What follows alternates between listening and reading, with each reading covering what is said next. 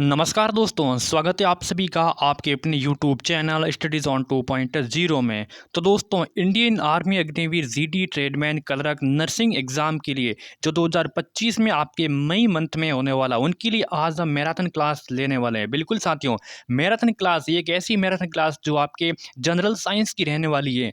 और यहाँ से अगर आपने 100 प्रश्नों की मैराथन क्लास को आपने देख लिया तो आपकी शिफ्ट में यहाँ से कम देख लेना, आपकी 4 से 5 क्वेश्चंस यहाँ से मिलना आपको तय समझ लेना, ठीक है। अगर आप इंडियन आर्मी में अपना एक अच्छे अंकों के साथ अपना सिलेक्शन लेना चाहते हो तो आज से हमारे साथ जुड़ जाना। चैनल को अवश्य सब्सक्राइब कर लेना, नोटिफिकेशन को भी ऑन कर लेना। एक व्हाट्सअप ग्रुप बना हुआ है जिसका लिंक है वो डिस्क्रिप्शन बॉक्स में, वहाँ से जाके व्हाट्सअप ग्रुप में आप अवश्य शामिल हो जाइए। वहाँ पे इनकी पीडीएफ है, उस व्हाट्सअप ग्रुप में आपको मिल जाएगी, ठीक है। तो चलिए 100 प्रश्नों की मैराथन क्लास को शुरुआत करते हैं और आप सभी को 100 प्रश्नों की मैराथन क्लास में से आपको बीच में छोड़कर नहीं जाना, पूरे में से पूरे अटेम्प्ट करने हैं, ठीक है। चलिए, पहला क्वेश्चन है कि सजीव एवं निर्जीव के बीच में कड़ी क्या कहलाती है। साथियों, सजीव व निर्जीव के बीच में कड़ी क्या कहलाती है? अमीबा कहलाती हैं, वायरस कहलाती हैं, बैक्टीरिया कहलाती है, या फिर इनमें से कोई नहीं। तो हो सकता है कि मैं ज़्यादा ऑप्शंस के बारे में चर्चा न करूं, सीधा आंसर पर टिक करूं, क्योंकि पूरे 100 प्रश्न कराने तो हो सकता है कि उसमें टाइम लग सकता है, ठीक है। तो सजीव और निर्जीव के बीच में कड़ी क्या कहलाती है साथियों? इसका राइट आंसर मेरे बताने से पहले आप अपना आंसर जरूर बताएं।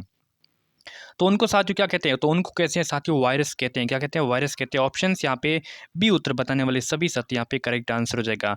अगला है कि चींटी में कौन सा अम्ल पाया जाता है? बताओ भाई, चींटी में कौन सा अम्ल पाया जाता है? बहुत ही इंपॉर्टेंट है। चींटी में कौन सा अम्ल पाया जाता है? तो ऑप्शंस आपके सामने है। तो चींटी में पाया जाता है फॉर्मिक अम्ल। कौन सा?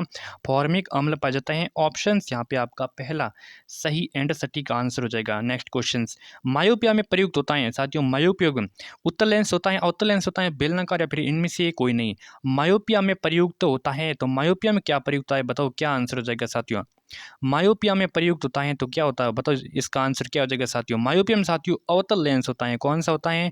अवतल लेंस होता है। उत्तर आपका कौन सा? उत्तर आपका बी हो जाएगा, बिल्कुल करेक्ट एंड सही एंड सटीक आंसर। अगला है कि व्यायाम करते वक्त मांसपेशियों में कौन सा अम्ल एकत्रित होता है? बताओ भाई, जब हम व्यायाम करते हैं तो उस वक्त मांसपेशियों में कौन सा अम्ल होता है? वो एकत्रित होता है। तो कौन सा अम्ल एकत्रित होता है? तो कौन सा अम्ल साथियों? बिल्कुल यहाँ पे लैक्टिक अम्ल होता है। कौन सा? लैक्टिक अम्ल एकत्रित होता है। कौन सा अम्ल होता है? लैक्टिक अम्ल एकत्रित होता है। ऑप्शन ए करेक्ट आंसर हो जाएगा, ठीक है। पाचन क्रिया कहाँ से शुरू होती है? पेट से, यकृत से, मुख से, या फिर चौथी आंत से? पाचन क्रिया कहाँ से शुरू होती है? बताओ भाई क्या आंसर हो जाएगा? पाचन क्रिया कहाँ से शुरू होती है? पाचन क्रिया साथियों मुख से शुरुआत होती है। इसकी शुरुआत कहाँ से होती है? मुख से शुरू होती है। ऑप्शन आपका सी बिल्कुल करेक्ट आंसर हो जाएगा। अगला है कि शीतल पेय में निम्न में से कौन सी गैस यहाँ पे भरी होती है? बताओ भाई, शीतल पेय में निम्न में से कौन सी गैस है वो भरी होती है? कार्बन डाइऑक्साइड, नाइट्रोजन, ऑक्सीजन, या फिर हाइड्रोजन? बताओ, शीतल पेय में निम्न में से कौन सी गैस भरी होती है? तो कौन सी गैस भरी होती है? तो यहाँ पे कार्बन डाइऑक्साइड होती है, ठीक है। शीतल पेय यानी कि ठंडे पानी में साथियों कार्बन डाइऑक्साइड गैस भरी होती है। ऑप्शन आपका पहला हो जाएगा सही एंड सटीक आंसर। अगला साथी सवाल है कि कौन सी प्रक्रिया के द्वारा पौधे अपना भोजन स्वयं बनाते हैं? पौधे अपना भोजन स्वयं बनाते हैं, ये कौन सी प्रक्रिया के द्वारा बनाते हैं? क्या आंसर हो जाएगा? जल्दी से इसका आंसर बताओ भाई। कौन सी प्रक्रिया के द्वारा पौधे अपना भोजन स्वयं बनाते हैं? तो पौधे अपना भोजन स्वयं बनाते हैं तो यहाँ पे फोटोसिंथेसिस प्रक्रिया के द्वारा। कौन सी? फोटोसिंथेसिस प्रक्रिया के द्वारा। ऑप्शंस कौन सा? ऑप्शंस यहाँ पे आपका पहला करेक्ट आंसर हो जाएगा, ठीक है। आवर्त सारणी में कार्बन के बाद में आने वाला तत्व कौन सा होता है? आवर्त सारणी में कार्बन के बाद में, बताओ भाई, कार्बन के बाद में आने वाला तत्व कौन सा होता है? हाइड्रोजन होता है, नाइट्रोजन होता है, हीलियम होता है, या फिर बोरोन होता है? क्या आंसर हो जाएगा इसका? जल्दी से आंसर बताइए। तो हाइड्रोजन के बाद में आता है नाइट्रोजन, सॉरी, कार्बन के जो बाद में आता है कौन सा आता है? नाइट्रोजन आता है। कौन सा? नाइट्रोजन आता है। ऑप्शन आपका बी यहाँ पे बिल्कुल सही एंड सटीक आंसर हो जाएगा। तरल से ठोस में बदलना क्या कहलाता है? तरल से ठोस में बदलना क्या कहलाता है? बताओ भाई क्या आंसर हो जाएगा? तरल से ठोस में बदलना क्या कहलाता है? इसका आंसर क्या हो जाएगा? राइट आंसर तो ये हिमांक कहलाता है। देखिए, तरल तरल से ठोस में बदलता है तो वो हिमांक कहलाता है। सी आंसर आपका करेक्ट आंसर हो जाएगा। क्या कहलाता है? हिमांक कहलाता है। अगला सवाल है कि निम्न में से लंबाई की एसआई इकाई क्या है? लंबाई की एसआई इंडियन स्टैंडर्ड में पूछा है कि उसकी इकाई क्या है? वॉट है, सेल्सियस है, मीटर है, या फिर इनमें से कोई नहीं। निम्न में से लंबाई की एसआई इकाई क्या है? बताओ भाई, लंबाई की ऐसा इकाई है मीटर है। क्या है? मीटर है। सी आंसर जिसने भी यहाँ पे बताया है उनका हो जाएगा राइट आंसर। अभी तक आपने यूट्यूब चैनल को सब्सक्राइब नहीं करा तो यूट्यूब चैनल को सब्सक्राइब कर लेना। आर्मी के लिए यहाँ से आपको क्लासेस रामबाण मिलेंगी, ठीक है। अगला है कि हीलियम का संकेत होता है, तो हीलियम का संकेत क्या होता है? एच होता है, एच ई होता है, H2O होता है या फिर HI होता है। हीलियम का संकेत क्या होता है बताओ भाई? हीलियम का संकेत क्या होता है? हीलियम का संकेत होता है HE होता है। क्या होता है? HE होता है। ऑप्शंस यहाँ पे HE। तो हीलियम का संकेत क्या हो गया? HE हो गया। यहाँ से देखिए हर एक क्वेश्चन समझ लेना बहुत ही इंपॉर्टेंट है, बहुत ही इंपॉर्टेंट है। जल में किस धातु की क्रिया करके हाइड्रोजन बनाई जा सकती है? जल में किस धातु की क्रिया करके हाइड्रोजन को बनाया जा सकता है? क्या आंसर हो जाएगा इसका? जल में किस धातु की क्रिया करके हाइड्रोजन को बनाया जा सकता है? सोडियम, पोटेशियम, हाइड्रोजन या फिर इनमें से कोई नहीं। कौन सी क्रिया करके बनाया जा सकता है हाइड्रोजन? तो राइट आंसर की बात करें तो यहाँ पे हो जाएगा सोडियम। किसके? सोडियम। ऑप्शन यहाँ पे आपका पहला हो जाएगा राइट आंसर, ठीक है। अगला सवाल, अगला है कि दूध में जीवाणु की क्रिया क्या कहलाती है? तो दूध में जीवाणु की क्रिया क्या होती है? नमकीन होती है, तटस्थ होती है, अम्लीय होती है या फिर क्षारीय होती है? दूध में जीवाणु की क्रिया क्या होती है? नमकीन होती है, तटस्थ होती है, अम्लीय होती है या फिर क्षारीय होती है? क्या आंसर तो बताए भाई?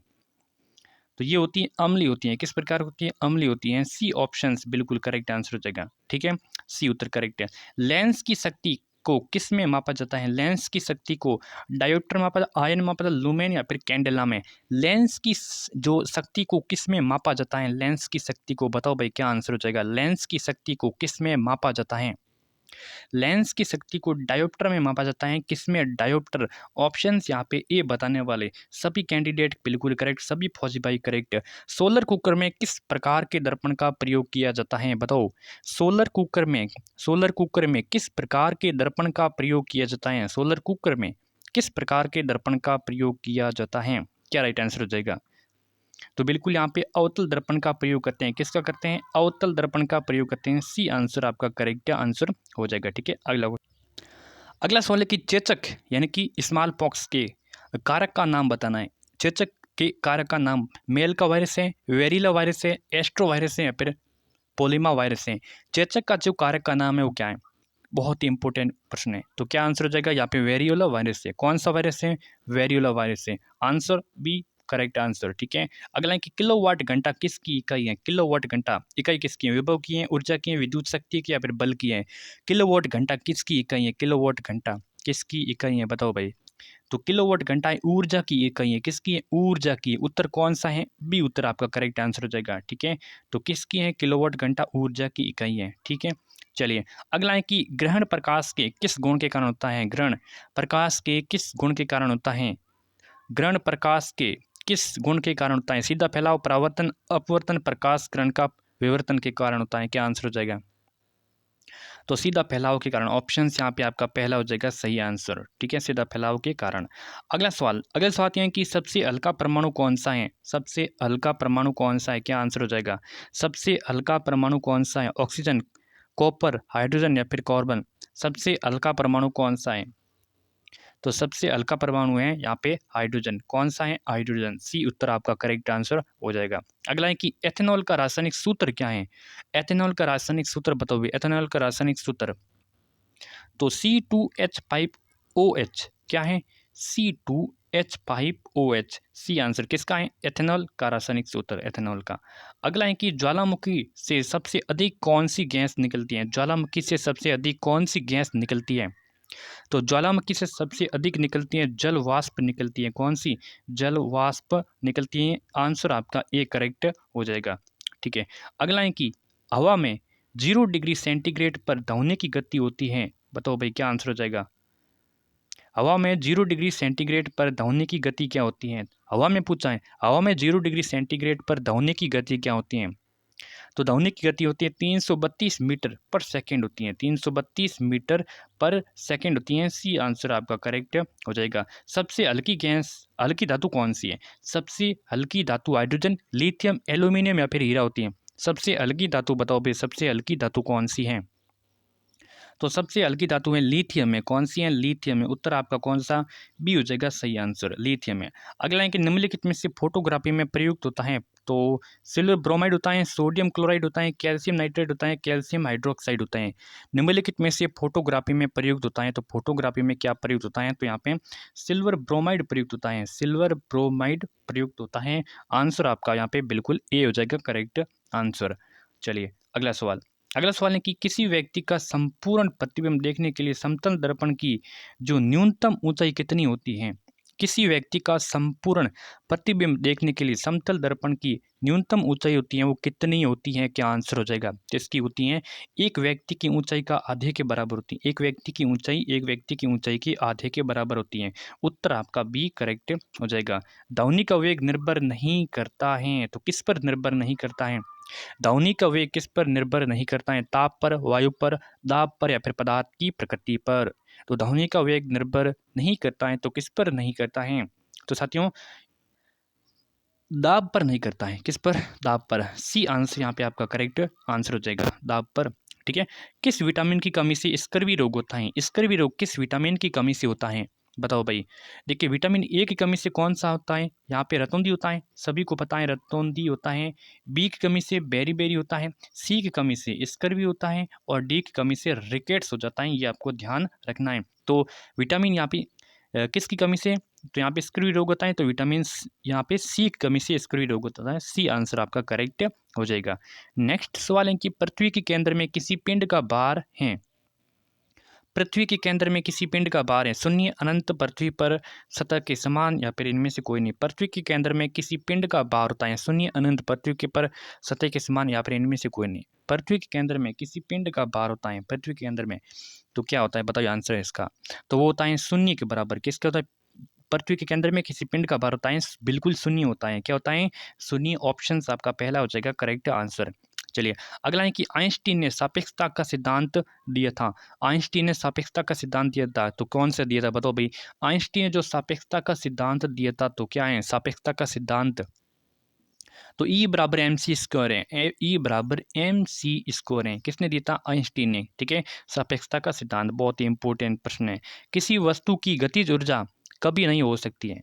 किसी वस्तु की गतिज ऊर्जा कभी नहीं हो सकती है। धनात्मक, नकारात्मक, शून्य या फिर स्थितिक ऊर्जा। किसी वस्तु की गतिज ऊर्जा कभी नहीं हो सकती है, तो यहाँ पे नकारात्मक कभी नहीं हो सकती है। ठीक है। नेगेटिव कभी नहीं हो सकती है। उत्तर आपका बी करेक्ट आंसर हो जाएगा। अगला सवाल, निम्न में से प्रतिजैविक हैं, तो प्रतिजैविक हैं यहाँ पे ऑक्सीटोसिन है, पेनिसिलिन है, एथिल एल्कोहल है, फिर इनमें से कोई नहीं। प्रतिजैविक हैं, क्या आंसर हो जाएगा? बहुत ही इंपॉर्टेंट सवाल है। तो निम्न में से प्रतिजैविक कौन सा है? इसमें से प्रतिजैविक बताना है आपको। राइट आंसर की बात करें तो यहाँ पे आपका पेनिसिलिन हो जाएगा। क्या हो जाएगा? पेनिसिलिन है एक प्रतिजैविक है। उत्तर आपका बी सही एंड सटीक आंसर हो जाएगा। जनरेटर से कौन सी ऊर्जा प्राप्त होती है? तो जनरेटर से कौन सी ऊर्जा प्राप्त होती है? तो यांत्रिक होती है, नाभिकीय होती है, गतिज ऊर्जा होती है, फिर विद्युत ऊर्जा होती है। बताओ भाई क्या आंसर हो जाएगा? यहाँ पे बताओ कि जनरेटर से कौन सी ऊर्जा प्राप्त होती है? तो जनरेटर से होती है आपकी विद्युत ऊर्जा प्राप्त होती है। कौन सी ऊर्जा प्राप्त होती है? विद्युत ऊर्जा प्राप्त होती है। किससे होती है? ये जनरेटर तो होती है। कहाँ से? सर जनरेटर से विद्युत ऊर्जा प्राप्त होती है। ठीक है। अगला सवाल, अगला है कि हवाई जहाज की उड़ान भरने में कौन सा सिद्धांत यहाँ पे कार्य करता है? हवाई जहाज के उड़ान भरने में कौन सा यहाँ पे सिद्धांत कार्य करता है? तो पास्कल का नियम है, बर्नौली का नियम है, स्वयं संरक्षण का सिद्धांत है, या फिर ओम का नियम। देखिए हवाई जहाज की उड़ान भरने में कौन सा सिद्धांत यहाँ पे कार्य करता है? तो कौन सा सिद्धांत यहाँ पे कार्य करता है? तो यहाँ पे बर्नौली का सिद्धांत करता है। कौन सा करता है? बर्नौली का सिद्धांत। याद रखना है कि हवाई जहाज की उड़ान भरने से बर्नौली का सिद्धांत यहाँ पे कार्य करता है। बर्नौली का सिद्धांत क्लियर है? याद याद हो जाएगा। बिल्कुल बहुत ही इंपॉर्टेंट सवाल है ना, इसीलिए आप सभी को स्किप नहीं करना है। क्लास को सब्सक्राइब नहीं किया तो सब्सक्राइब अवश्य कर लेना। आर्मी के लिए रामबाण क्लासे रहने वाले। NPK फर्टिलाइजर का विस्तृत नाम क्या है? NPK फर्टिलाइजर का विस्तृत नाम बताना है क्या है? NPK फर्टिलाइजर का विस्तृत नाम बहुत ही बार एग्जाम में क्वेश्चन ये आ चुके हैं। तो क्या आंसर हो जाएगा? जल्दी से इसका बताइए। तो N से हो जाएगा नाइट्रोजन। ठीक है। क्या हो जाएगा? नाइट्रोजन। और P से हो जाएगा फॉस्फोरस और K से हो जाएगा पोटेशियम। ठीक है। पहला ऑप्शन करेक्ट है। N से नाइट्रोजन, P से फॉस्फोरस और K से पोटेशियम हो जाएगा। ठीक है। ऑप्शन ए करेक्ट हो जाएगा। विद्युत घंटी किसके सिद्धांत पर काम करती हैं? बताओ भाई। अब विद्युत घंटी है किसके सिद्धांत पर काम करती हैं? विद्युत घंटी तो तो धारा के चुंबकीय प्रभाव पर काम करती हैं। ऑप्शंस कौन सा पहला हो जाएगा सही एंड सटीक आंसर। विद्युत घंटियाँ ये धारा के चुंबकीय प्रभाव के सिद्धांत पर काम करती हैं। ठीक है, चलिए अगला सवाल। अगला है कि किसी तत्व का परमाणु क्रमांक उसकी नाभिक में विद्यमान खाली जगह की संख्या के बराबर होता है, तो वो कौन क्या होता है? बताओ भाई। किसी तत्व का परमाणु क्रमांक उसकी नाभिक में विद्यमान इलेक्ट्रॉन की, न्यूट्रॉन की, प्रोटॉन की संख्या के बराबर होता है, तो किसकी संख्या के बराबर होता है? किसी तत्व का परमाणु क्रमांक नाभिक में विद्यमान होता है तो किसके बराबर होता है? तो उसके प्रोटॉन की संख्या के बराबर होता है। ठीक है, प्रोटॉन की संख्या के बराबर होता है। सी उत्तर आपका करेक्ट आंसर हो जाएगा।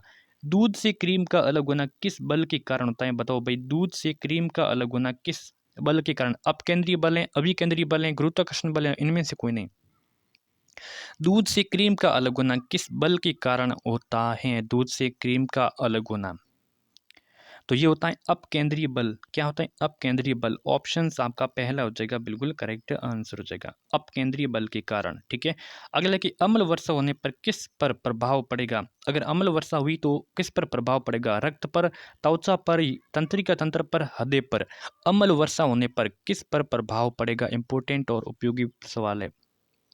तो किस पर प्रभाव पड़ेगा? तो त्वचा पर प्रभाव पड़ेगा। किस पर पड़ेगा? सर्वाधिक पड़ेगा तो वो त्वचा पर प्रभाव पड़ेगा। उत्तर आपका यहाँ पे कौन सा? बी होने वाला करेक्ट आंसर।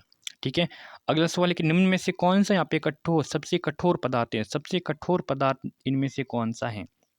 तो फेरो स्टील है, हीरा है, सिलिकॉन डाइऑक्साइड है, फिर टंगस्टन है। निम्न में से कौन सा सबसे कठोर पदार्थ है? सबसे कठोर पदार्थ की, तो यहाँ पे हीरा है। क्या है? हीरा। ऑप्शन यहाँ पे बी करेक्ट। ठीक है, हीरा है। Next question. चलिए अगला सवाल है कि कोका कोला का खट्टा स्वाद किसकी उपस्थिति के कारण होता है? बताओ भाई, कोका कोला में जो खट्टा स्वाद होता है वो किसकी उपस्थिति के कारण होता है? तो किसकी उपस्थिति के कारण होता है? तो hydrochloric acid, formic acid, phosphoric acid या फिर एसिटिक एसिड के कारण होता है। कोका कोला का जो खट्टा स्वाद होता है किसकी उपस्थिति के कारण होता है? बहुत ही इंपॉर्टेंट और उपयोगी सवाल। क्या राइट आंसर हो जाएगा? तो उसका कारण होता है कि फॉस्फोरिक एसिड, उसमें क्या होता है? फॉस्फोरिक एसिड होता है, उसके कारण। उत्तर कौन सा? सी बिल्कुल करेक्ट हो जाएगा। ठीक है, कौन सी धातु कमरे के ताप पर द्रव अवस्था में पाई जाती है? लोहा, जिंक, पारा, एल्यूमिनियम। कौन सी धातु कमरे के ताप पर द्रव अवस्था में पाई जाती है? तो द्रव अवस्था में कौन सी धातु पाई जाती है? क्या आंसर हो जाएगा? तो द्रव अवस्था में पाई जाती है यहाँ पे पारा पाई जाती है। कौन सी? पारा पाई जाती है। एक सेकेंड, पारा। ऑप्शन आपका कौन सा? सी बिल्कुल करेक्ट आंसर हो जाएगा। मानव नेत्र में किसी वस्तु का प्रतिबिंब खाली जगह पर बनता है, तो कॉर्निया पर बनता है, रेटिना पर प्यूपिल पर या फिर आइरिस पर? मानव नेत्र में किसी वस्तु का प्रतिबिंब किस पर बनता है? तो प्रतिबिंब किस पर बनता है? बताओ भाई, क्या आंसर हो जाएगा? तो किस पर बनता है? रेटिना पर बनता है। किस पर? रेटिना पर बनता है। उत्तर आपका बी बिल्कुल करेक्ट आंसर हो जाएगा। अगला सवाल। अगला है कि दूध में जीवाणु क्रिया है, तो क्षारीय, तटस्थ, अम्लीय या फिर नमकीन? दूध में जो जीवाणु क्रिया है वो किस प्रकार की क्रिया है? तो दूध में है एक अम्लीय क्रिया है। किस प्रकार की है? अम्लीय है। ऑप्शन आपका सी यहाँ पे कौन सा हो जाएगा? C correct. ठीक है, दूध में जीवाणु क्रिया क्या है? तो एक अम्लीय क्रिया है। ठीक है, मूत्र का पीला रंग किस वर्ण की उपस्थिति के कारण होता है? मूत्र का जो रंग होता है वो पीला होता है, किस वर्ण की उपस्थिति के कारण होता है? तो यूरोक्रोम, लसिका, पित्त या फिर कोलेस्ट्रॉल के कारण होता है। तो इसका कारण क्या होता है? मूत्र का पीला रंग किस वर्ण की उपस्थिति के कारण होता है? क्या राइट आंसर हो जाएगा? तो यूरेक्रोम के कारण होता है। किसके कारण? यूरेक्रोम के कारण होता है। उत्तर आपका यहाँ पे पहला हो जाएगा, बिल्कुल करेक्ट आंसर। प्रकाश तरंगे किस प्रकार की तरंगे होती हैं? प्रकाश तरंगे किस प्रकार की तरंग होती है? अनुप्रस्थ होती हैं, अनुदैर्ध्य, ए बी दोनों होती हैं, इनमें से कोई नहीं। प्रकाश तरंगे किस प्रकार की तरंगे होती हैं? बताओ भाई, क्या आंसर हो जाएगा? तो ये होती हैं अनुप्रस्थ तरंगें। कौन सी? अनुप्रस्थ होती हैं। ऑप्शन आपका पहला हो जाएगा, बिल्कुल सही एंड सटीक आंसर। अगला क्वेश्चन। अगला सवाल है कि वायुमंडल में 37 गमन करने वाली प्रकाश की किरण को क्या कहते हैं? वायुमंडल में 37 गमन करने वाली प्रकाश की किरण को क्या कहते हैं? तो बताओ भाई, क्या कहते हैं? प्रकाश की किरण को क्या कहते हैं? तो उनको कहते हैं विकिरण कहते हैं। क्या कहते हैं? विकिरण कहते हैं। सी आंसर बिल्कुल यहाँ पे आपका करेक्ट आंसर हो जाएगा। ठीक है, टीवी के जो रिमोट में कौन सी तरंगे होती है? टीवी के रिमोट में तरंगे होती हैं तो किस प्रकार की? रेडियो तरंगे, अवरक्त तरंगे, माइक्रो तरंगे या फिर पराबैंगनी तरंगे? टीवी के रिमोट में कौन सी तरंगे होती है? बताओ भाई, रिमोट में कौन सी तरंगे होती हैं? तो रिमोट में होती हैं अवरक्त तरंगे होती है। कौन सी होती हैं? अवरक्त तरंगे होती हैं। बी उत्तर आपका यहाँ पे सही आंसर हो जाएगा। चूने पत्थर का रासायनिक सूत्र बताना है भाई। चूने पत्थर का रासायनिक सूत्र क्या है? चूने पत्थर का रासायनिक सूत्र क्या है? बहुत इंपॉर्टेंट सवाल है। तो ये क्या है? तो CaCO3। क्या है? CaCO3 है। सी आंसर आपका यहाँ पे करेक्ट आंसर हो जाएगा। ठीक है, चलिए अगला सवाल। धान का प्रसिद्ध खेरा रोग किसकी कमी से होता है? धान का प्रसिद्ध खेरा रोग है, ये खेरा रोग है किसकी कमी के कारण होता है? तो ऑक्सीजन, जिंक, नाइट्रोजन या फिर फॉस्फोरस के कारण होता है। इसका क्या कारण होता है मुख्य? तो ये ऑक्सीजन के कारण होता है। किसके कारण? ऑक्सीजन के कारण होता है। ऑप्शन आपका पहला करेक्ट आंसर हो जाएगा। ठीक है, अगला है कि यहाँ पे सेंटीग्रेड और फ़ारेनहाइट तापमान किस तापमान पर समान होते हैं? सेंटीग्रेड और फ़ारेनहाइट तापमान किस ताप पर समान होते हैं? तो किस तापमान पर समान होते हैं? तो ये -40 डिग्री सेल्सियस के समान होते हैं। -40 डिग्री सेल्सियस के समान होते हैं। बी उत्तर यहाँ पे आपका करेक्ट आंसर हो जाएगा। अगला है कि पेस मेकर खाली जगह से संबंधित हैं। पेस मेकर का संबंध है मस्तिष्क से, हृदय से, कान से या फिर गुर्दे से? पेस मेकर का संबंध किससे है? बताओ भाई। तो पेस मेकर का संबंध होता है हृदय से होता है। किससे होता है? हृदय से होता है। बी उत्तर यहाँ पे आपका करेक्ट आंसर हो जाएगा। ठीक है, अगला सवाल। अगला है कि मानव शरीर में कुल कितनी हड्डियां होती हैं? मानव शरीर में कुल कितनी हड्डियां? 200, 202, 206, 204? बहुत सिंपल प्रश्न है। तो 206 होती हैं। ठीक है, कितनी थी? 206 होती है। यहाँ पे आपका सी उत्तर बिल्कुल करेक्ट आंसर हो जाएगा। 3 ओम के दो प्रतिरोध श्रेणी क्रम से जुड़े हैं तो इनका जो तुल्य प्रतिरोध क्या होगा? देखिए 3 ओम में जो दो प्रतिरोध श्रेणी क्रम से जुड़े होते हैं उनका तुल्य प्रतिरोध क्या होगा? तो राइट आंसर क्या होगा? जल्दी से इसको ज्ञात करके आंसर बताइए भाई, क्या आंसर हो जाएगा? तो क्या होगा? तो ये आपके 6 ओम होगा। किसका होता है? 6 ओम। ऑप्शन यहाँ पे बी करेक्ट आंसर हो जाएगा। ठीक है, खाने के सोडे का रासायनिक नाम बताओ भाई। खाने के सोडे का रासायनिक नाम क्या है? खाने के सोडे का रासायनिक नाम तो सोडियम बाइकार्बोनेट है। ठीक है, सोडियम बाइकार्बोनेट। खाने के सोडे का रासायनिक नाम क्या है? Sodium bicarbonate. उत्तर आपका यहाँ पे आपका डी करेक्ट आंसर हो जाएगा। अगला क्वेश्चन। अगला है कि पित्त रस का कार्य है। पित्त रस का कार्य पाचन है, श्वसन है, रक्त साफ करने में? इनमें से कोई नहीं। पित्त रस का कार्य है। पित्त रस का कार्य क्या है? बताओ भाई। तो पित्त रस का कार्य है यहाँ पे पाचन है। क्या है? पाचन है। ऑप्शंस बिल्कुल ए सही एंड सटीक आंसर हो जाएगा। ठीक है, पित्त रस का यही कार्य है कि इनको पाचन करता है।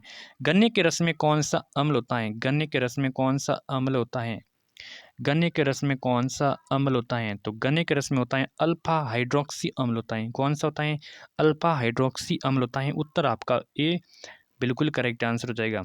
अगला है कि सूर्य के चारों ओर किसी ग्रह के पथ को क्या नाम दिया गया है? सूर्य के चारों ओर किसी ग्रह के पथ को जो रास्ता होता है उनको क्या नाम दिया गया है? क्या आंसर हो जाएगा? तो उनको ऑर्बिट कहते हैं। क्या कहते हैं? ऑर्बिट कहते हैं। देखिए यहाँ पे सूर्य के चारों ओर किसी ग्रह के पथ को नाम दिया गया है। तो क्या नाम दिए गए हैं? यहाँ पे ऑर्बिट किए। ऑप्शन डी करेक्ट आंसर हो जाएगा। आंख का पारदर्शी अग्रभाग कौन सा होता है? आंख का पारदर्शी अग्रभाग लेंस होती है, कॉर्निया होती है, रेटिना होती है, फिर आंख की पुतली होती है? क्या आंसर हो जाएगा? तो वो आपकी कॉर्निया होती है। कौन सी होती है? कॉर्निया। बी उत्तर आपका बिल्कुल सही एंड सटीक आंसर हो जाएगा। ठीक है, अगला है कि निम्नलिखित में से कौन गैर यहाँ पे नवीकरणीय संसाधन है? कौन से यहाँ पे गैर नवीकरणीय संसाधन है? ज्वार, कोयला, सौर या फिर भूतापीय? निम्न में से कौन गैर नवीकरणीय संसाधन है? तो राइट आंसर की बात करें तो क्या आंसर हो जाएगा? तो ये वो आपकी कोयला है। कौन सी है? कोयला। बी उत्तर जिसने भी बताया बिल्कुल करेक्ट आंसर हो जाएगा। पानी की स्थायी कठोरता को किसके द्वारा दूर किया जा सकता है? बताओ भाई, पानी की स्थायी कठोरता को किसके द्वारा दूर किया जा सकता है? तो किसके द्वारा दूर किया जाए? तो सोडियम कार्बोनेट के द्वारा। सोडियम कार्बोनेट के द्वारा दूर किया जा सकता है। उत्तर आपका यहाँ पे पहला हो जाएगा बिल्कुल करेक्ट आंसर। अगला क्वेश्चन। चलिए अगला क्वेश्चन की ओर बढ़ते हैं हम। पोलियो किसके कारण होता है? बताओ भाई, पोलियो किसके कारण होता है? पोलियो होने का कारण क्या है? क्या राइट आंसर हो जाएगा? पोलियो किसके कारण? बैक्टीरिया, कवक, वायरस या फिर इनमें से कोई नहीं। पोलियो किसके कारण होता है? पोलियो होने का जो मुख्य कारण होता है वो क्या होता है? राइट आंसर की बात करें तो यहाँ पे राइट आंसर हो जाएगा आपका वायरस। पोलियो होता है वायरस के कारण। सी आंसर आपका करेक्ट आंसर हो जाएगा। किसके कारण? वायरस के कारण। यूरिक उर्वरक हैं तो यूरिया उर्वरक हैं, नाइट्रोजनस हैं, पोटेशियम आधारित हैं, फॉस्फोरिक हैं, मिश्रित हैं। यूरिया उर्वरक हैं तो यूरिया उर्वरक हैं। क्या राइट आंसर हो जाएगा इसका? जल्दी से इसका आंसर बताओ भाई। तो ये एक नाइट्रोजनस है। क्या है? नाइट्रोजनस है। ऑप्शन यहाँ पे आपका पहला हो जाएगा बिल्कुल सही एंड सटीक आंसर। अगला है कि ऑक्सीजन की खोज किसने की थी? ऑक्सीजन की खोज किसने की थी? अल्बर्ट आइंस्टीन ने, जॉन इम्बूरे ने, ग्राहम बेल ने, फिर जोसेफ प्रिस्टली ने। ऑक्सीजन की खोज किसने की थी? ऑक्सीजन की खोज की थी यहाँ पे जोसेफ प्रिस्टली ने की थी। किसने? जोसेफ प्रिस्टली ने की थी। डी उत्तर आपका करेक्ट आंसर हो जाएगा। ठीक है, अगला सवाल। अगला है कि प्रकाश के एक स्पेक्ट्रम में कितने रंग होते हैं? प्रकाश के एक स्पेक्ट्रम में कितने रंग होते हैं? क्या राइट आंसर हो जाएगा? तो 5, 1, 7 या फिर 3। प्रकाश के एक स्पेक्ट्रम में कितने रंग होते हैं? तो कितने रंग होते हैं यहाँ पे? कितने होते हैं बताइए, क्या आंसर हो जाएगा? तो ये होते हैं 7 होते हैं। कितने होते हैं? 7 होते हैं। ऑप्शंस कौन सा ऑप्शंस हो जाएगा यहाँ पे? सी बिल्कुल करेक्ट आंसर हो जाएगा। अगले क्वेश्चन। अगला सवाल है कि आयोडीन की कमी से कौन सा रोग होता है? गोइत्र होता है, स्कर्वी होता है, बेरी होता है या फिर रिकेट्स होता है? आयोडीन की कमी से कौन सा रोग होता है? तो आयोडीन की कमी से होने वाला रोग कौन सा है? तो आयोडीन की कमी से, जल्दी से इसका आंसर बताइए, बहुत ही इंपॉर्टेंट सवाल है। तो आयोडीन की कमी से होता है यहाँ पर गोइटर रोग होता है। कौन सा होता है? गोइटर रोग होता है। ठीक है, गोयटर रोग होता है। ऑप्शन यहाँ पे गोइटर लिखा हुआ लेकिन गोइटर कर देना। ऑप्शन आपका पहला करेक्ट आंसर हो जाएगा। ठीक है।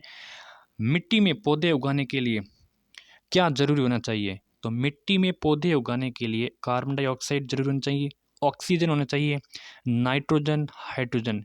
मिट्टी में पौधे उगाने के लिए क्या जरूरी होना चाहिए? बहुत ही इंपॉर्टेंट और उपयोगी सवाल है। तो मिट्टी में पौधे उगाने के लिए नाइट्रोजन की आवश्यकता होती है। किसकी होती है? नाइट्रोजन की आवश्यकता होती है। सी आंसर आपका करेक्ट आंसर हो जाएगा। ठीक है, अगला क्वेश्चन। अगला है कि शारीरिक कंपन से विद्युत होता है, प्रकाश होता है, गर्जना होती है, ध्वनि होती है। शारीरिक कंपन से क्या उत्पन्न होता है भाई? बताओ भाई, क्या आंसर हो जाएगा? तो शारीरिक कंपन से होती हैं विद्युत। कंपन से विद्युत होता है। ऑप्शंस कौन सा? ऑप्शंस हो जाएगा पहला बिल्कुल करेक्ट आंसर हो जाएगा। अगला क्वेश्चन काफ़ी बड़ा है, पढ़ना चाहिए आपको। चलिए पढ़ते हैं। एक कप में दूध वाली चाय है तथा दूसरे कप में बिना दूध वाली काली चाय है। यदि दोनों का तापमान है वो 70 डिग्री सेंटीग्रेड है तो कौन सी चाय पहले ठंडी होगी? यदि वातावरण का तापमान है वो 30 डिग्री सेंटीग्रेड है। क्वेश्चंस को पढ़िए कि एक कप में दूध वाली चाय है और दूसरे कप में बिना दूध वाली काली चाय है। ठीक है, दोनों का तापमान है वो 70 डिग्री सेंटीग्रेड है तो कौन सी चाय पहले ठंडी होगी? यदि वातावरण का तापमान है वो 30 डिग्री सेंटीग्रेड है। यहाँ पे दोनों की अगर तुलना की जाए तो दोनों यहाँ पे कंडीशन सेम है। तो यहाँ पे जो ठंडी सबसे चाय होगी तो कौन सी होगी, ये आपको क्वेश्चंस में पूछा है। तो बिना दूध वाली काली चाय होती है, बिना दूध वाली काली चाय वो सबसे पहले ठंडी होगी, बिना दूध वाली चाय। ऑप्शंस आपका बी करेक्ट, जिसने भी राइट आंसर किया करेक्ट है। दूध में दही का जमना कारण क्या होता है? लैक्टोबैसिलस, खमीर, फफूंद या फिर इनमें से कोई नहीं। दूध में दही का जमना बहुत ही इंपॉर्टेंट क्वेश्चन है। बताओ भाई, क्या आंसर हो जाएगा? दूध में दही का जमना तो ये होता है लैक्टोबैसिलस। ऐसा क्वेश्चन आ जाए तो आपको दूध या फिर दही से संबंधित आपको लैक्टोबैसिलस आ जाए तो आपको राइट आंसर लगा देना है आंख बंद करके। ठीक है, चलिए अगला है कि वायुमंडल में कौन सी गैस यहाँ पे प्रचुर मात्रा में होती है? वायुमंडल में कौन सी गैस प्रचुर मात्रा में उपलब्ध होती है? कार्बन डाइऑक्साइड होती है, ऑक्सीजन होती है, आर्गन या फिर नाइट्रोजन होती है? वायुमंडल में कौन सी गैस यहाँ पे प्रचुर मात्रा में उपलब्ध होती है भाई? क्या आंसर हो जाएगा? वायुमंडल में, तो वायुमंडल में होती है कौन सी? नाइट्रोजन होती है। कौन सी होती है? नाइट्रोजन प्रचुर मात्रा में होती है। 78% होती है, 78%। ओरियम क्या है? बताओ भाई, ओरियम क्या है? बहुत ही इंपॉर्टेंट सवाल है। ओरियम क्या है? तो तारामंडल है, उल्का है, आकाशगंगा है, फिर ग्रह है। तो ओरियम एक तारामंडल है। क्या क्या है? ओरियम एक तारामंडल है। उत्तर आपका एक करेक्ट आंसर हो जाएगा। ओरियम क्या है? ओरियम एक तारामंडल है। चलिए, नमक का रासायनिक फॉर्मूला बताओ भाई, नमक का रासायनिक फॉर्मूला क्या है? नमक का रासायनिक फॉर्मूला NaCl है, KCl है, HCl है या फिर NaOH? नमक का, किसका पूछा है? नमक का। तो नमक का जो रासायनिक फॉर्मूला होता है तो वो होता है NaCl होता है, सोडियम क्लोराइड होता है, सोडियम क्लोराइड। ऑप्शंस कौन सा? ऑप्शंस यहाँ पे ए हो जाएगा सही एंड सटीक आंसर। अगला है कि प्रकाश संश्लेषण की प्रक्रिया के लिए क्या क्या जरूरी होना चाहिए? प्रकाश संश्लेषण की प्रक्रिया के लिए क्या क्या जरूरी होना चाहिए? कार्बन डाइऑक्साइड और पानी, सूर्य का प्रकाश, क्लोरोफिल, ये सभी। प्रकाश संश्लेषण की प्रक्रिया के लिए क्या क्या जरूरी होना चाहिए? बहुत ही इंपॉर्टेंट और उपयोगी सवाल है। प्रकाश संश्लेषण की प्रक्रिया के लिए क्या क्या जरूरी होना चाहिए? तो प्रकाश संश्लेषण की प्रक्रिया के दौरान कार्बन डाइऑक्साइड और पानी, सूर्य का प्रकाश, क्लोरोफिल, ये सभी उपयोगी होना चाहिए। तो आप सभी को ये सभी याद कर लेना है कि CO2 भी होना चाहिए, वाटर भी होना चाहिए, सूर्य का प्रकाश भी जरूरी है और क्लोरोफिल भी जरूरी है, यानी कि उपरोक्त सभी डी उत्तर आपका करेक्ट आंसर हो जाएगा। किस रंग की वस्तुएं ऊष्मा को सबसे अधिक अवशोषित करती हैं?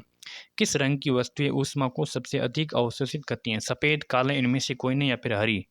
किस रंग की वस्तुएं ऊष्मा को सबसे अधिक अवशोषित करती हैं? बहुत ही इंपॉर्टेंट लाजवाब क्वेश्चन है भाई, क्या आंसर हो जाएगा इसका आंसर? तो वो करती हैं काले रंग की। कौन सी काले रंग की वस्तुएं साथियों? सॉरी, एक सेकेंड। काले, ठीक है। काले रंग की वस्तु ऊष्मा को सबसे अधिक अवशोषित करती हैं। उत्तर आपका बी यहाँ पे सही एंड सटीक आंसर हो जाएगा। ठीक है। अगला क्वेश्चन, न्यूक्लियर रिएक्टर में भारी जल का प्रयोग खाली जगह की तरह किया जाता है। तो न्यूक्लियर रिएक्टर में भारी जल का प्रयोग किया जाता है। तो भारी जल का प्रयोग मॉडरेटर की तरह किया जाता है। किसकी तरह? मॉडरेटर की तरह किया जाता है। उत्तर आपका यहाँ पे ए बिल्कुल करेक्ट आंसर हो जाएगा। ठीक है। अगला क्वेश्चन, चलिए अगला सवाल है कि कौन सा एकमात्र स्तनपायी है जो उड़ सकता है? तो उड़ सकता है तो मुर्गी उड़ सकती है, चमगादड़ उड़ सकता है, सांप, या फिर इनमें से कोई नहीं। कौन सा एकमात्र स्तनपायी है जो उड़ सकता है? बताओ भाई क्या आंसर हो जाएगा। कौन सा एकमात्र स्तनपायी है जो उड़ सकता है? तो बताओ भाई क्या आंसर हो जाएगा। उड़ सकता है तो कौन सा उड़ सकता है यहाँ पे? तो उड़ सकता है यहाँ पे चमगादड़। कौन सा? चमगादड़। यहाँ पे किसका पूछा है साथियों? यहाँ पे स्तनपायी का पूछा है ना, इसीलिए आपको राइट आंसर बताना है स्तनपायी। ठीक है। तो यहाँ पे चमगादड़ है, उड़ सकता है, बी उत्तर आपका करेक्ट आंसर हो जाएगा। ठीक है। अगला सवाल है कि खगोलकाय जिसका अपना प्रकाश होता है उसे क्या कहा जाता है? खगोलकाय जिसका अपना जो प्रकाश होता है उसे क्या कहते हैं? गैलेक्सी कहते हैं, कामेट कहते हैं, तारा कहते हैं, या फिर प्लेनेट कहते हैं? खगोलकाय जिसका अपना प्रकाश होता है उसे क्या कहते हैं? उसे तारा कहते हैं। क्या कहते हैं? उसे तारा। तारा की परिभाषा क्या है? तारे की परिभाषा होता है कि खगोल का जिसका खुद का प्रकाश होता है। तारा वही होता है जिसका खुद का प्रकाश होता है, उसे कहते हैं तारा कहते हैं। ऑप्शन आपका सी करेक्ट आंसर हो जाएगा। अगला है कि गठिया खाली जगह से संबंधित बीमारी है। गठिया चमड़े से है, दिल से है, हड्डी से या फिर दिमाग से? गठिया किससे संबंधित एक बीमारी है? तो गठिया है हड्डी से संबंधित। किससे? हड्डी से संबंधित एक बीमारी का नाम है जिसका नाम है गठिया है। ठीक है। सी उत्तर आपका करेक्ट आंसर हो जाएगा। अगला क्वेश्चन है कि चांद किस ग्रह का उपग्रह है? चांद किस ग्रह का उपग्रह है? शुक्र है, पृथ्वी है, बुध है, मंगल है? चांद किस ग्रह का उपग्रह है? तो सिंपल सवाल है, इसका आंसर भी सिंपल होना चाहिए कि पृथ्वी का उपग्रह है। किसका है? पृथ्वी का है। बी उत्तर आपका बिल्कुल करेक्ट आंसर हो जाएगा। चांद किसका है? तो चांद तो पृथ्वी का ही है। ठीक है। चलिए अगला सवाल है कि ब्रह्मांड का अध्ययन करने वाले विज्ञान को क्या कहते हैं? ब्रह्मांड के अध्ययन करने वाले विज्ञान को क्या कहते हैं भाई? क्या आंसर हो जाएगा ब्रह्मांड का अध्ययन करने वाले विज्ञान को? तो खगोल विज्ञान कहते हैं। क्या कहते हैं? खगोल विज्ञान कहते हैं। बी उत्तर आपका यहाँ पे करेक्ट आंसर हो जाएगा। खगोल विज्ञान कहते हैं। अगला है कि एड्स खाली जगह से होता है। बैक्टीरिया, कवक, चूहा या फिर वायरस? एड्स खाली जगह से होता है। बैक्टीरिया के कारण होता है, कवक के कारण, चूहे के कारण या फिर वायरस के कारण होता है? एड्स किसके कारण होता है? एड्स होता है यहाँ पे वायरस के कारण। किस कारण? वायरस के कारण होता है। डी उत्तर आपका यहाँ पे करेक्ट आंसर हो जाएगा। ठीक है। एड्स होता है वायरस के कारण। चलिए अगला सवाल है कि तेल के दिए में जो तेल किस सिद्धांत के ऊपर उठता है? देखिए तेल के दिए में तेल होता है वो ऊपर उठता है, तो ये किस सिद्धांत, इसका जो सिद्धांत होता है कौन सा लागू होता है? गुरुत्वाकर्षण होता है, केशिकत होता है, उछाल होती है, तैरने की प्रक्रिया होती है?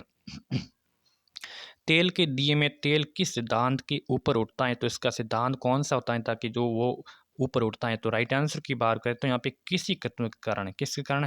किसी तत्व के कारण, जिसको इंग्लिश में बोलते हैं कि कैपिलरिटी बोलते हैं। कैपिलरिटी बोलते हैं। बी उत्तर आपके करेक्ट आंसर हो जाएगा। ठीक है। चलिए अगला क्वेश्चन, अगला है कि हीमोग्लोबिन में कौन सा यहाँ पे खनिज लवण होता है? हीमोग्लोबिन में कौन सा यहाँ पे खनिज लवण होता है? हीमोग्लोबिन में होता है लोहा, आयोडीन होता है, लोहा होता है, फॉस्फोरस, या फिर इनमें से कोई नहीं। तो बता दिया है कि लोहा होता है। ठीक है, हीमोग्लोबिन में कौन सा खनिज लवण पाया जाता है? तो लोहा पाया जाता है। बी उत्तर आपका करेक्ट आंसर हो जाएगा। निम्न में से कौन सा प्रदूषण अम्लीय वर्षा का कारण होता है? तो कौन सा प्रदूषण होता है अम्लीय वर्षा? तो ध्वनि प्रदूषण कारण होता है, मृदा प्रदूषण, जल प्रदूषण, या फिर वायु प्रदूषण। कौन सा प्रदूषण यहाँ पे अम्लीय वर्षा खाली जगह का कारण होता है? तो राइट आंसर हो जाएगा यहाँ पे वायु प्रदूषण। देखिए राइट आंसर हो जाएगा वायु प्रदूषण। कौन सा प्रदूषण? तो वायु प्रदूषण अम्लीय वर्षा का कारण होता है। उत्तर आपका डी करेक्ट हो जाएगा। तो अगला सवाल है कि खाली जगह वो प्रक्रियाएं जिसके द्वारा पौधे अपना भोजन स्वयं बनाते हैं। तो क्या हो जाएगा? अलानुवर्तन है, परासरण है, प्रकाश संश्लेषण, या फिर प्रकाश अनुवर्तन है। तो राइट आंसर की बात करें तो यहाँ पे आपका प्रकाश संश्लेषण हो जाएगा। कौन सा? प्रकाश संश्लेषण के द्वारा। सी उत्तर बिल्कुल आपका करेक्ट आंसर हो जाएगा। अगला है कि मनुष्य के हृदय में कितने वॉल्व होते हैं? मनुष्य के हृदय में वॉल्वों की संख्या कितनी होती है? बताओ भाई, मनुष्य के हृदय में वॉल्वों की संख्या 3, 1, 2, 4। मनुष्य के हृदय में कितने वॉल्व होते हैं? तो 4 होते हैं, 2 आलिंद और 2 नीले। ठीक है, आलिंद और नीले। ऑप्शन डी करेक्ट आंसर हो जाएगा। ठीक है, चलिए अगला है कि लाल और हरा रंग मिलाने से कौन सा रंग बनता है? अगर लाल प्लस हरा रंग को मिलाने से कौन सा रंग बनता है? तो पीला रंग बनता है। कौन सा बनता है? पीला रंग बनता है। उत्तर आपका कौन सा? उत्तर हो जाएगा आपका ए बिल्कुल करेक्ट आंसर। अगला सवाल है कि विटामिन ए की कमी से रोग होता है। तो बुखार होता है, सिर दर्द होता है, रतौंधी होती है, फिर प्लेग होता है। विटामिन ए की कमी से रतौंधी रोग हो जाता है। मैंने पहले भी इसके बारे में चर्चा की थी। सी आंसर आपका हो जाएगा करेक्ट आंसर है। अगला है कि सामान्यतः खाली जगह को संध्या तथा प्रात के बारे में के नाम से जानते हैं। तो शुक्र, चांद, वरुण, या फिर सूर्य। सामान्यतः खाली जगह को संध्या तथा प्रात के तारे के नाम से जाना जाता है। तो राइट आंसर की बात करें तो क्या आंसर हो जाएगा? तो देखिए यहाँ पे शुक्र, शुक्र को साथियों, शुक्र को यहाँ पे संध्या तथा प्रात के तारे के नाम से भी जानते हैं। संध्या का तारा कहते हैं, प्रात का तारा कहते हैं, भोर का तारा कहते हैं, सांझ का तारा कहते हैं, पृथ्वी की बहन कहते हैं, चमकीला ग्रह कहते हैं। ये किसको कहते हैं? ये सब शुक्र को कहते हैं। उत्तर आपका यहाँ पे हो जाएगा सटीक आंसर कौन सा? ए को यहाँ पे टिक लगा दीजिए। ठीक है, अगला सवाल है कि किस यंत्र से दूध की शुद्धता को मापा जाता है? किस यंत्र से दूध की शुद्धता को मापा जाता है? तो लैक्टोमीटर से। इसका आंसर पहले मैंने बता दिया था। सी आंसर बिल्कुल करेक्ट है, जो दही और दूध वाला क्वेश्चन आया था उसमें। ठीक है, जहाँ पे दूध आए लैक्टोमीटर आंख बंद के लगा देना, करेक्ट हो जाएगा। मानव शरीर से पानी की कमी को क्या कहते हैं? मानव शरीर से पानी की कमी होती है उनको वाष्पीकरण कहते हैं, हाइड्रेशन कहते हैं, वाष्पोत्सर्जन, या फिर निर्जलीकरण कहते हैं। क्या आंसर हो जाएगा? तो मानव शरीर से पानी की कमी को क्या कहते हैं? तो पानी की कमी, मानव शरीर में अगर पानी की कमी हो जाए तो उनको कहते हैं निर्जलीकरण कहते हैं। क्या कहते हैं? निर्जलीकरण। डी उत्तर आपका करेक्ट आंसर हो जाएगा। ठीक है, नेक्स्ट है कि वसा का मुख्य स्रोत बताओ भाई, वसा के मुख्य स्रोत कौन से हैं? वसा के मुख्य स्रोत कौन से हैं? तो वसा के मुख्य स्रोत एक तो है इसमें से वसा की पूछा है। ठीक है, तो तेल, मांस, अंडे कैसे हो जाएगा? ये भी नहीं हो सकता है। ठीक है, फल और सब्जियां भी नहीं है, आलू, मक्का, गेहूं भी नहीं है, तेल है, मक्खन है, ये घी, ये किसके हैं? ये वसा के मुख्य स्रोत है। बी उत्तर आपका करेक्ट है। शरीर में इंसुलिन का स्राव कम होने से व्यक्ति को खाली जगह की शिकायत होगा। शरीर में इंसुलिन का जो स्राव होता है वो कम होने से व्यक्ति को किसकी यहाँ पे शिकायत हो सकती है? तो शिकायत किसकी हो सकती है? तो यहाँ पे रक्त में उच्च शर्करा का स्तर, रक्त में उच्च शर्करा का स्तर में कमी हो सकती है। बी उत्तर आपका करेक्ट आंसर हो जाएगा। ठीक है, बी आंसर बिल्कुल करेक्ट आंसर हो जाएगा। अगला क्वेश्चन है कि यहाँ पे एक उपकरण जो प्रकाश ऊर्जा को विद्युत ऊर्जा में परिवर्तित करता है तो क्या कहलाता है? एक ऐसा उपकरण जो प्रकाश ऊर्जा को विद्युत ऊर्जा में परिवर्तन करता है तो वो क्या कहलाता है? बिजली की मोटर, ट्रांजिस्टर, सौर सेल, इनमें से कोई नहीं। एक ऐसा उपकरण जो प्रकाश ऊर्जा को विद्युत ऊर्जा में परिवर्तित करता है तो वो कहलाता है, क्या कहलाता है? बताओ भाई, क्या आंसर हो जाएगा? तो वो कहलाता है सौर सेल कहलाता है, सौर सेल कहलाता है। सी आंसर आपका करेक्ट आंसर हो जाएगा। बर्फ का गलनांक कितना होता है भाई? बर्फ का गलनांक बताओ, 75 degree Celsius, 100 degree Celsius, 80 degree Celsius, या फिर 0 डिग्री सेल्सियस। बर्फ का गलनांक बताना है कि बर्फ का गलनांक क्या कितना होता है? तो 0 डिग्री सेल्सियस पर बर्फ का गलनांक शुरू हो जाता है। डी उत्तर आपका करेक्ट आंसर हो जाएगा। क्लियर हो गया, 0 डिग्री सेल्सियस पर। अगला है कि एड्स खाली जगह को प्रभावित करता है, मानव शरीर की प्रतिरक्षा प्रणाली को, यकृत, दिल या फिर मानव शरीर की वृद्धि। एड्स किसको प्रभावित करता है, एड्स रोग होता है वो किसको प्रभावित करता है, तो एड्स करता है यहाँ पे मानव शरीर की प्रतिरक्षा प्रणाली को, मानव शरीर की प्रतिरक्षा प्रणाली को प्रभावित करता है। उत्तर आपका पहला यहाँ पे करेक्ट आंसर हो जाएगा। अगला है कि अंडे के किस हिस्से में सबसे ज़्यादा कोलेस्ट्रॉल होता है, अंडे के किस हिस्से में सबसे ज़्यादा कोलेस्ट्रॉल होता है, तो अंडे सफ़ेद हिस्सा, अंडे की जो जर्दी में, अंडे का छिलका या फिर सभी भाग समान रूप से। अंडे के किस हिस्से में सबसे ज़्यादा कोलेस्ट्रॉल होता है, तो अंडे के, बताओ भाई क्या आंसर हो जाएगा, तो किस हिस्से में, तो अंडे की जो जर्दी होती है ना साथियों, अंडे की जो जर्दी, अंडे की, हाँ अंडे की जर्दी में सबसे ज़्यादा होता है, अंडे की जर्दी में सबसे ज़्यादा कोलेस्ट्रॉल होता है। बी उत्तर आपका करेक्ट आंसर हो जाएगा। अगला क्वेश्चन, चलिए अगला सवाल है कि खाने में मिलावट का मतलब होता है, तो खाने में मिलावट होती है उनका मतलब होता है कि खाद्य पदार्थ में घटिया पदार्थ का मिलना, ये होता है। ऑप्शन आपका पहला हो जाएगा बिल्कुल करेक्ट आंसर, ठीक है। चलिए अगला सवाल है कि मलेरिया के कारण, मलेरिया खाली जगह के कारण होता है, मलेरिया किसके, प्रोटोजोआ के कारण होता है, जीवाणु के कारण होता है, वायरस के कारण, इनमें से कोई नहीं। तो मलेरिया होता है, मलेरिया प्रोटोजोआ के कारण होता है, मलेरिया प्रोटोजोआ के कारण होता है, और उत्तर आपका पहला करेक्ट आंसर हो जाएगा। आज का अंतिम सवाल रहने वाला कि पक्षियों के अध्ययन को क्या कहते हैं, पक्षियों के अध्ययन को क्या कहते हैं, पक्षी विज्ञान कहते हैं, कोशिका विज्ञान कहते हैं, कवक विज्ञान कहते हैं, ओडोंटोलॉजी कहते हैं। अगर इस क्वेश्चन का आंसर आप सभी ने कमेंट करके बता दिया तो मैं मान लूँगा कि आपने ये वीडियो है वो पूरा कंप्लीट देख लिया है, ठीक है। तो अगर आपने ये वीडियो को, इस वीडियो को कंप्लीट देख लिया तो कमेंट कर के बताना कि पक्षियों के अध्ययन को क्या कहलाता है, ठीक है। ऑप्शंस आपके सामने हैं, राइट उत्तर जो भी होगा आपको बताना है, और आप सभी को कहना है कि व्हाट्सएप ग्रुप में ज़रूर शामिल हो जाना है, जिसके ये हैं ऑप्शन, ये आपके नंबर आपके सामने हैं, और इस यूट्यूब चैनल को सब्सक्राइब अवश्य कर लेना है, ताकि आप अपनी जो तैयारी किस प्रकार कर लें उसका जो एनालिसिस है एमसीक्यू के माध्यम से यहाँ पे कर सकते हो, ठीक है। तो चलिए चैनल को सब्सक्राइब करें और ज़्यादा से ज़्यादा इसको शेयर करें, सब्सक्राइब करें, सब कुछ करें, ठीक है। धन्यवाद।